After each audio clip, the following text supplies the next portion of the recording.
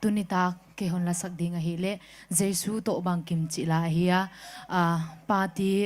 chinthan mungin ana phai hoi bana ka hair le makeup te hi lamka salon te na hon sponsor hiya hoi bana hi ka dress hi URD non sponsor hiya amau tunga ki pa thu ka ge na hi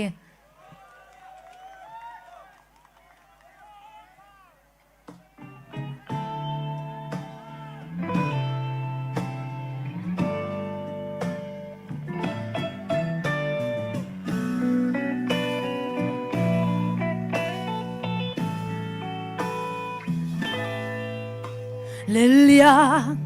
lua kisa ba le lungai ina omo leng vate